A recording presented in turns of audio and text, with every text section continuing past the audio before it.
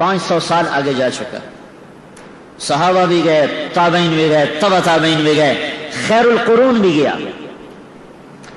اور ایک سلجوقی خاندان ہے ترک, ان کا باپ سلجوق مسلمان ہوا. محمود غزنوی اور سلجوق کا دور ایک ہے. سلجوق کی اولاد میں ایک بادشاہ ہے الپ ارسلان. اللہ نے اس کے ذریعے سے اپنے دین کو عزت بخش اور اہل ایمان کو عزت بخشی. یہ اپنے سرکاری دورے پر نکلا ہوا ہے. اسے اطلاع ملی کہ قیصر روم رومانوس 3 لاکھ کا لشکر لے کر اپنی حدود سے نکل چکا ہے. آرمینیا کہاں اور اصفہان کہاں, ہزاروں میل کا بیچ میں سفر. تو اس نے سارے اراکین سلطنت کو جمع کیا. اب کیا کیا جائے؟ تو سب نے کہا ہم تیار نہیں ہیں, 3 لاکھ کا لشکر ہے, تو ہمیں پیچھے ہٹنا چاہیے اور تیاری کر کے پھر سامنے آنا چاہیے. تو الپ ارسلان نے کہا اس پیچھے ہٹنے میں وہ جتنے قتل و غارت کرے گا, جتنی بیٹیوں کی عزت برباد ہوگی اور جتنا مسلمانوں کا خون بہے گا وہ تو میری گردن پر ہوگا. تو انہوں نے کہا آپ کی گردن پر کیسے ہوگا؟ ہم تو تیار ہی نہیں ہیں, ہمارے پاس اسباب ہی نہیں ہیں. وَلَا تُلْقُوا بِأَيْدِيكُمْ إِلَى التَّهْلُكَةِ, اور اپنے آپ کو ہلاکت میں ڈالنا جائز نہیں ہے. یہ شورا چل رہی. انہوں نے کہا اچھا ٹھیک ہے, تو میری طرف سے اجازت ہے, جو جانا چاہے وہ جا سکتا ہے. میں اللہ کے دشمن کو اسلامی حدود میں داخل نہیں ہونے دوں گا. میں اپنی جان کا نذرانہ پیش کروں گا, اس کے بعد میرے اوپر کوئی حجت نہ ہوگی, میرے اوپر کوئی جرم نہ ہوگا. پھر وہ لوٹ مار کریں یا قتل و غارت کریں, میں اپنا حق ادا کر چکا ہوں. جب اس نے یہ کہا تو پھر اس کے ساتھیوں نے کہا اگر آپ کا فیصلہ ہے تو پھر ہم کون سا موت سے ڈرتے ہیں, ہم بھی آپ کے ساتھ ہیں. تو اس نے, اس کا بیٹا ملک شاہ اس کے ساتھ تھا, اس کی عمر تھی اس وقت کوئی 12 برس. تو اس نے وصیت نامہ لکھوایا کہ ممکن ہے اس جنگ میں میں شہید ہو جاؤں, تو میرے بعد میرا بیٹا ملک شاہ میری جگہ حکمران ہوگا, اور نظام الملک یہ اس کا وزیر ہے, اس کا وزیر ہوگا. اور جب تک ملک شاہ بالغ نہیں ہوگا امور سلطنت کو نظام الملک چلائے گا. اور پھر اس کے بعد اس نے اپنے حرم, اپنی بیوی اور بچوں کو چند سپاہیوں کے ساتھ واپس بھیج دیا کہ عورتیں ساتھ تھیں تو اگر شکست ہو تو کہیں ان کی عزت پہ حرف نہ آئے. ان کو اصفہان کی طرف روانہ کر دیا. اور رومانوس 3 لاکھ کے لشکر کے ساتھ میدان میں اترا. اور یہ کتنے تھے؟ 12,000. یہ دنیا کی عجب جنگ لڑی گئی ہے. تو جمعرات کو لشکر آمنے سامنے ہوئے تو نظام الملک نے کہا کہ میری ایک رائے ہے سلطان کا. کیا؟ کہ جنگ کو کل کے لیے مؤخر کریں اور جمعہ کی نماز کے بعد نکلیں, کہ جمعہ کے وقت ساری امت دعا کرے گی اور ہم بھی جمعہ کے بعد اللہ سے مانگیں گے تو اللہ کی غیبی مدد ہمارے ساتھ ہو. تو انہوں نے ایک دن اس کو آگے بڑھایا اور جمعہ کی نماز کے بعد سلطان نے خود نماز پڑھائی. کیا زمانہ تھا, بادشاہ خود امام بھی ہوتے تھے. نماز پڑھائی اور اس کے بعد وہ گھوڑے پہ سوار ہوا اور اس نے اپنی لوہے کی ٹوپی اتار دی اور امامہ باندھ لیا سر, اپنے آپ کو مرنے کے لیے تیار کر لیا, کوئی چیز بیچ میں حائل نہ ہو. اور پہلی صف میں اس نے جھنڈا اٹھا لیا. تو باقی جان نثاروں نے کہا تو آپ پیچھے ہو. کہا نہیں نہیں, میری جان اسلام سے زیادہ قیمتی نہیں ہے. اور جب لشکر آمنے سامنے ہوئے تو سلطان نے گھوڑے سے چھلانگ لگائی اور سجدے میں سر رکھ دیا. کہ مالک, اے عزت دینے والے,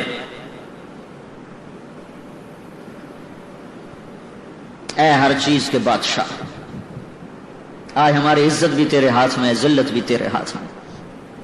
تو جس کے ساتھ ہوتا ہے وہی فتح پاتا ہے, تو جس کو چھوڑ دیتا ہے وہی ناکام ہوتا ہے.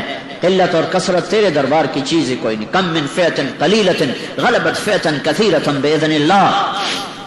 اور سجدے میں سر رکھ کے وہ رویا ہے. اور پھر اس نے کہا میں سلطان نہیں ہوں, میں ایک سپاہی ہوں, میں مارا جاؤں تو میری وجہ سے بھاگنا نہیں, آخر تک لڑتے رہنا اور مرتے رہنا تاکہ ہم اللہ کے دربار میں سرخرو ہو کے پہنچے.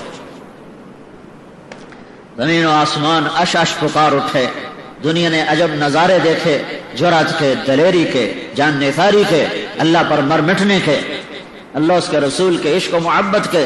عاشق ہویں عشق کماویں، دل رکھیں وانگ پہاڑاں ہو، سہ سہ بدیاں ہزار علامیں، کر جانے باغ بہاراں ہو، منصور جائے چک سولے جتے، جڑے واقف کل اسراراں ہو، سجدیاں سر چائیں نہ باہو، تھوڑے کافر کہن ہزاراں ہو، عاشق سوئی حقیقی جڑا، قتل معشوق دے مننے، سر نو جوڑے تے مکھ نہ موڑے، بھویں 100 تلواراں کھنے، سچا عشق حسین دا باہو، سر دتے تے راز نہ بھنے۔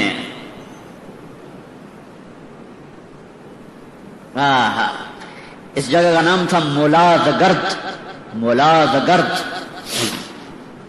جہاں یہ جنگ لڑی گئی ہے۔ ان ینصرکم اللہ فلا غالب لکم، ان ینصرکم اللہ فلا غالب لکم، میں تمہاری مدد کروں تو کوئی تم پہ غالب نہیں آ سکتا۔ وَإِن يَخْذَلْكُمْ، اگر میں ہی چھوڑ دوں، اگر میں ہی چھوڑ دوں، فَمَنْ ذَا الَّذِي يَنصُرُكُم مِّن بَعْدِهِ، وہ کون ہے جو تمہاری مدد کرے؟ ٹکرا گئے حق و باطل، صلیب و ہلال، عجب جنگ ہوئی ہے۔ اب میرے اللہ کا غیبی نظام چلا ہے، ادھر جنگ نے اپنی آگ کو بھڑکایا، ادھر اللہ نے سورج کی آگ کو تیز کر دیا، اور کیسر روم جو اپنے لشکر لڑا رہا تھا اس کو اتنی شدید گرمی لگی کہ اس کو میدان جنگ میں ٹھہرنا مشکل ہو گیا۔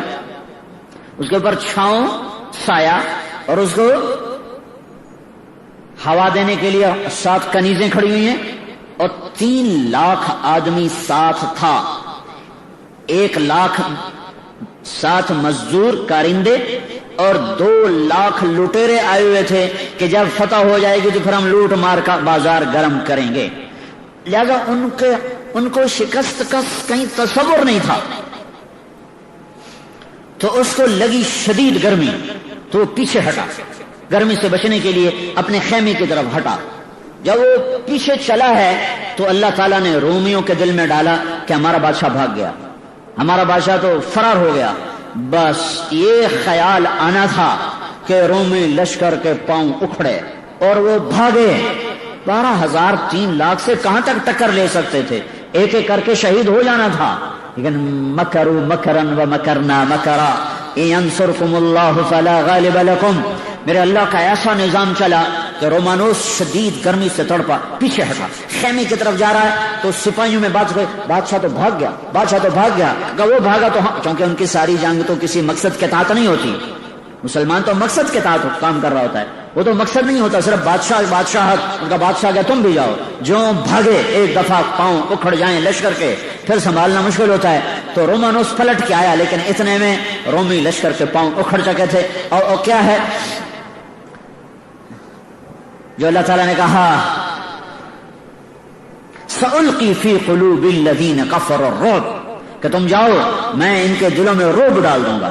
اللہ نے ایسا خوف ڈالا اور ایسا رعب ڈالا کہ 3 لاکھ آدمی دوپہر تک، عصر تک، جمعے کے بعد تو جنگ شروع ہوئی، عصر تک نہیں ٹک سکے اور بھاگے، اور ہر ایک دوسرے سے آگے بھاگنے کی کوشش کر رہا تھا۔ سارے مسلمان حیران پریشان ہو کے دیکھ رہے تھے کہ یہ کیوں بھاگ پڑے، یہ کس لیے بھاگ پڑے۔ اور بس میرے رب کا نظام حرکت میں آیا اور رومانوس پکڑا گیا، قیدی ہو کے آیا۔ جب سلطان کے سامنے پیش کیا گیا تو اللہ پر سلام نے پوچھا، اگر میں گرفتار ہوتا تو تم میرے ساتھ کیا کرتا؟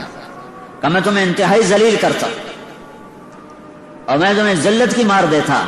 اللہ پر سلام نے کہا، لیکن ہمارے نبی نے ہمیں کہا ہے کہ عزت دار کی عزت کرو، میں تمہیں ذلیل نہیں کروں گا، آؤ۔ اور اسے اپنے پاس تخت پہ بٹھایا، کہا ادھر بیٹھو، کہا اس کو بادشاہی پروٹوکول دیا جائے، اس کا عزت احترام باقی رکھا، اور پھر پلا اپنا مہمان بنا کے رکھ، پھر اس کو چھوڑنے سرحد تک گیا، پھر کہنے لگا اگر پھر بھی شوق پورا کرنا ہو تو آ جانا، ہم پھر حاضر ہیں۔